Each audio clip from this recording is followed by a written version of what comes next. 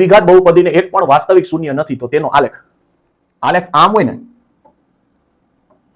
તો હંમેશા યાદ રાખવાનું બે ભિન્ન શૂન્ય મળે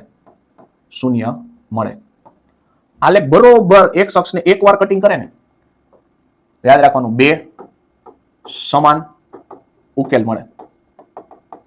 આ બધું વાસ્તવિક માટે ચાલે છે. આ બે વાસ્તવિક બરાબર. આમાં બે ભિન્ન વાસ્તવિક શૂન્ય મળે, અહીંયા બે સમાન ઉકેલ મળે. બે ભિન્ન વાસ્તવિક ઉકેલ મળે કે શૂન્ય મળે બધું એક જ થાય. અને આલેખ છે ને એક શખ્સને કટ જ ન કરે ને તો યાદ રાખજો અહીં જ કીધું જો દ્વિઘાત બહુપદી એક પણ વાસ્તવિક શૂન્ય નથી એનો મતલબ એવો આલેખ છે એક શખ્સને ક્યાંય કટિંગ કરશે નહીં. જો બે વાર કટિંગ કરશે તો બે ભિન્ન વાસ્તવિક ઉકેલ મળે, એક જ વાર કટ કરશે તો બે સમાન ઉકેલ મળે, અને એકય વાર કટ ન કરે બરાબર છે એકય વાર જે આલેખ તમારે એકય વાર કટ નહીં કરે તો યાદ રાખવાનું એને કોઈ દી વાસ્તવિક ઉકેલ હોય નહીં. સાહેબ આ બધી ખબર કેમ પડશે?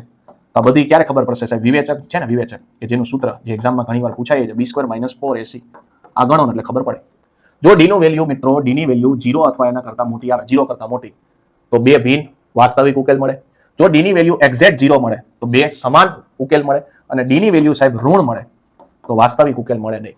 એટલે તો એક દ્વિઘાત સમીકરણ આપ્યું હોય તો આ પ્રશ્નનો ઉકેલ તમે મેળવી શકો બરાબર છે. એટલે ખાસ કન્ડિશન એકવાર જોઈ લેજો. અહીં કીધું છે વાસ્તવિક શૂન્ય નથી એનો મતલબ એવો સાહેબ એક શખ્સને એકય વાર કટ કરશે નહીં બરાબર છે, એક શખ્સને છેદશે નહીં એટલે ઓપ્શન નંબર સી છે એ જવાબમાં આવશે.